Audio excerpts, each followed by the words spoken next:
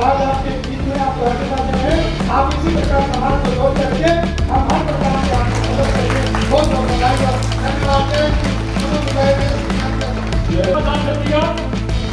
और मैं अब अनुरोध करूंगा हमारे बीच में उपस्थित आज के इस कार्यक्रम में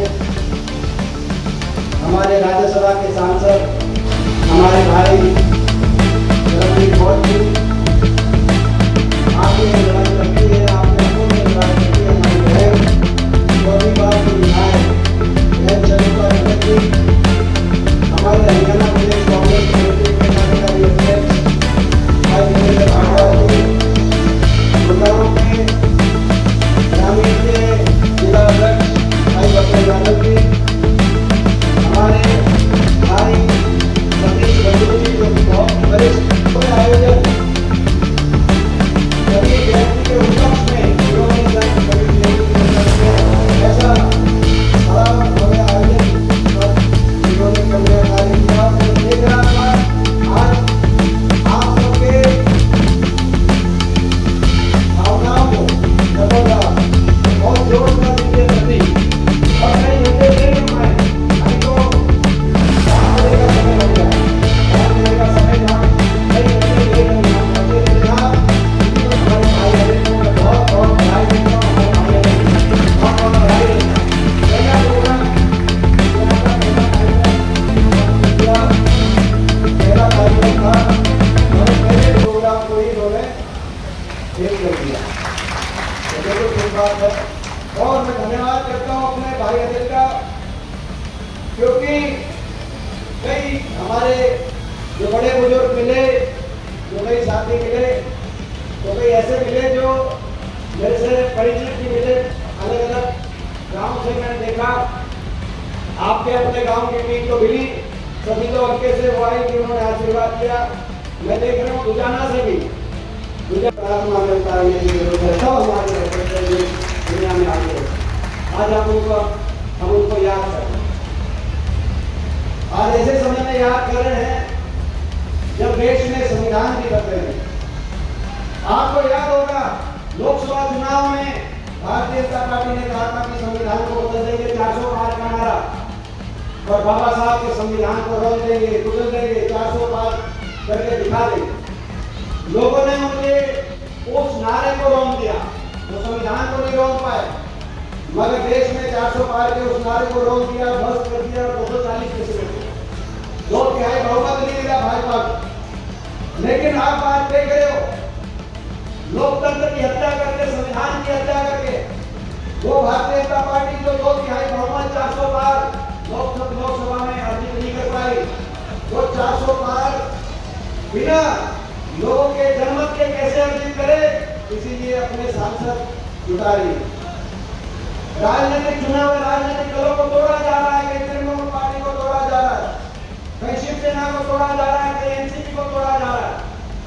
किस तरीके से एक सांसद जुटाकर जो करना चाहते हैं, संविधान पे आक्रमण जो करना चाहते हैं, उसकी तरफ कदम बढ़ाए जा रहे हैं। आप देख रहे हो, आपने देखा जब लोकसभा का चुनाव हुआ तो उसके तुरंत बाद कितनी बड़ी 30 से मिलने का भी मौका मिला, क्योंकि ये हमारा परिवार है।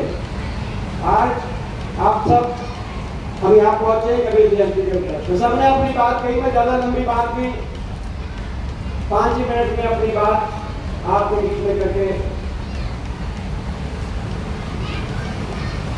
जाति ना पूछो साधु की, जाति ना पूछो साधु की, पूछ लीजिए ज्ञान, मोल करो तलवार का, पड़ा रहने दो ज्ञान।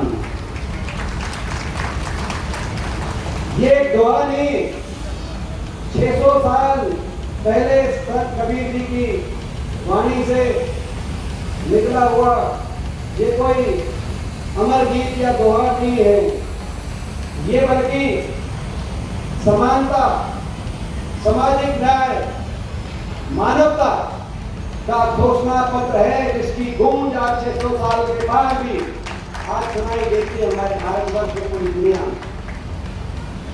आज हम उन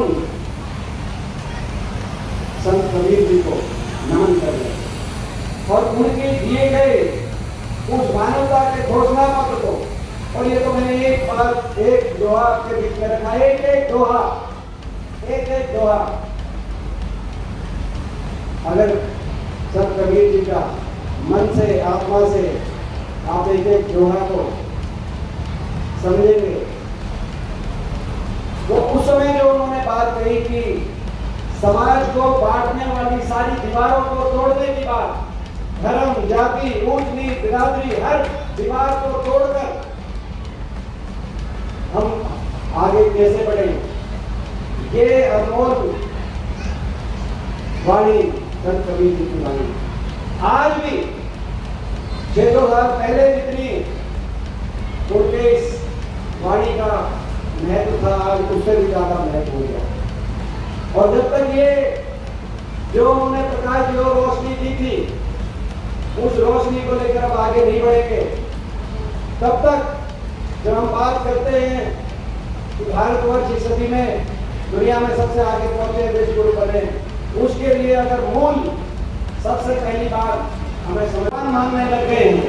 उन्होंने हम पे तंज कसा और उस तंज का मैं जवाब देना चाहता हूँ कि गृह मंत्री जी सर भारतीय जनता पार्टी वालों से आपको तकलीफ तो होगी आपके दिल और आत्मा में, लेकिन बाबा साहब को हम अपना इस देश को, ये देश हमारा मंदिर है, संविधान हमारा ग्रंथ है और बाबा साहब को अपना भगवान मानते हैं। आपको तकलीफ तो होगी।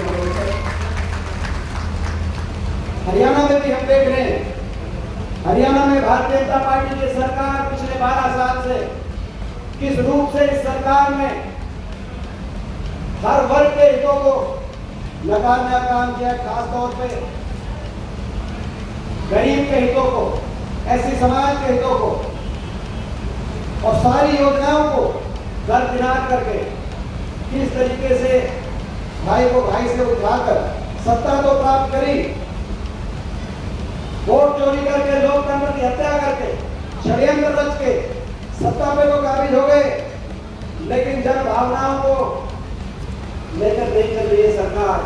सब जानते हैं कि लोग इस सरकार को बदलना चाहते थे, 10 साल की सरकार से दुखी आ गए थे। हरियाणा में माहौल था बदलाव का माहौल था कि नहीं था, मैं आपसे पूछना चाहता हूँ, हाथ उठाकर आपसे बताओ बदलाव चाहते थे, लेकिन इन्होंने साजिश रच कर चुनाव आयोग का दुरुपयोग करके इनके पास अपार काला धन जो अर्जित हो चुका है, उस अपार काले धन का दुरुपयोग करके चुनाव में हर तरह के साजिश षड्यंत्र करके मीडिया, सोशल मीडिया कैसे भी कर सत्ता हासिल कर ली। लेकिन जनता के अधिकारों को, जनता के सारी योजनाओं को दरकिनार करके जन भावनाओं को छोड़ के चल रहे हैं। मैं उदाहरण देना चाहता हूँ, आपको याद होगा चुनाव से पहले एक करके योजना इन्होंने चुनाव से पहले सारी बड़े बड़े वायदे किए और चुनाव के बाद भूल गए। इन्होंने कहा चुनाव के अगले दिन लाडो लक्ष्मी योजना लागू करेंगे, महिलाओं को 2100, हर महिला को हरियाणा में ये हर महिला को 2100 हर महीने की पेंशन देंगे, मगर आज आपके सामने भूल गए। इन्होंने कहा बड़े बुजुर्गों की पेंशन, कांग्रेस का वायदा था कि 6000 देंगे, इन्होंने भी कहा 6000 देंगे। आज 2 साल हो गए, मैं पूछना चाहता हूँ कितने बड़े बुजुर्गों को 6000 बुढ़ापा पेंशन मिली। इन्होंने कहा, कांग्रेस ने कहा था कि 500 रुपए में गैस का सिलेंडर, जैसे उस समय राजस्थान में कांग्रेस की सरकार में मिल रहा था, हिमाचल की हमारी सरकार में मिल रहा था, 500 रुपए में गैस का सिलेंडर दिलवाएंगे। आज 2 साल हो गए सरकार को, माताएं बहनें बैठी है, 500 रुपए में गैस का सिलेंडर आया कि नहीं आया, आप मुझे ज्यादा आप जानते हैं। इन्होंने कहा, नारायण सिंह जी ने सोनीपत में जनसभा करके कहा, जनता में जब भारी विरोध हो गया, कांग्रेस पार्टी की सरकार में, चौधरी भूपेंद्र सिंह हुड्डा जी के नेतृत्व की सरकार में जब 100 गज के प्लॉट देने की योजना 10 साल हरियाणा में कांग्रेस पार्टी की सरकार में चली, 4 लाख परिवारों को 100 गज के प्लॉट मिले। 10 साल खट्टर साहब ने आके वो स्कीम बंद कर दी। जिस दिन मुख्यमंत्री योगी खट्टर साहब ने शपथ ली, उसके 1 हफ्ते के बाद उस योजना पे रोक लगा दी और 10 साल तक जब एक परिवार को 1 गज का प्लॉट नहीं मिला, ऐसी समाज के किसी परिवार को, गरीब किसी परिवार को ये प्लॉट नहीं मिला और लोगों में ज्यादा इस बात को लेकर रोष हुआ तो सोनीपत में रैली करी चुनाव से एक हफ्ते पहले और नायक सिंह जी ने कहा कि चुनाव में सरकार बीजेपी की बनते ही 100 गज के प्लॉट की स्कीम दोबारा शुरू कर दे। 70 भर्ती हुई जिसमें से 69 भर्तियां बाहर के बच्चों की हुई केवल एक ही हरियाणा। ये है हरियाणा में आज भारतीय जनता पार्टी का चाल चरित्र चेहरा और इसको लेकर हम लड़ाई लड़ रहे हैं। हरियाणा के युवा देश में सबसे ज्यादा बेरोजगारी का सामना कर रहे हैं और उनकी इस लड़ाई को हम लड़ रहे हैं। सांसद जी निरंतर पंजाब के दौरे पे जा रहे हैं, वहाँ पर कैसे देखते हैं? देखिए मुख्यमंत्री जी को पंजाब की ज्यादा चिंता है। मुख्यमंत्री जी का हरियाणा को तो संभाले, वो कह रहे हैं कि पंजाब में कानून व्यवस्था ठीक है। सबसे ज्यादा कानून व्यवस्था केंद्र सरकार बता रही है, गृह मंत्रालय बता रहा है कि सबसे ज्यादा विरोधियों के मुकदमे, सबसे ज्यादा मर्डर के मुकदमे, किडनैपिंग के हरियाणा में दर्ज किए जा रहे हैं। तो मुख्यमंत्री जी पहले हरियाणा के तो मुद्दों को लेकर जवाब दें। हरियाणा में सरकार नाम की चीज है गायब, मुख्यमंत्री जी का नाम है नायब।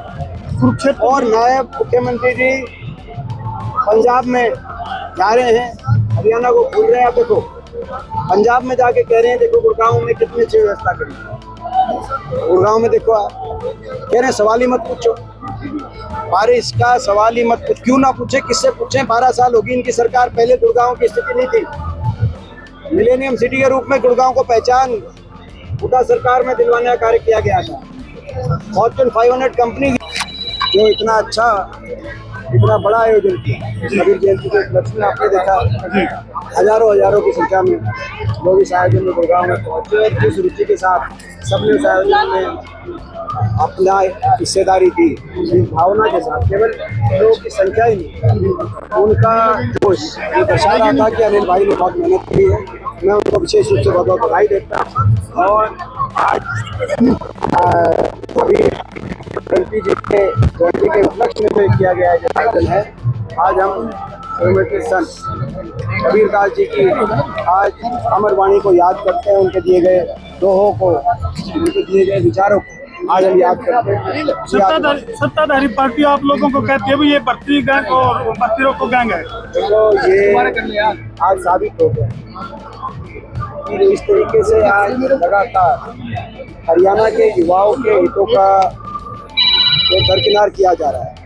लगातार पिछले 12 वर्ष से जो HPSC के सारे रिजल्ट आए, उन रिजल्ट से उनके हरियाणा के युवाओं को दरकिनार किया गया, वैकेंसी छोड़ी गई या हरियाणा से बाहर के बच्चों को अवसर दिया। और नॉट फाउंड सुटेबल का एक नया टर्मिनोलॉजी हरियाणा के संज्ञान में आई। कई तो लिस्ट ऐसी है जहाँ 80 पोस्ट BSc की, SC की, उनमें से केवल एक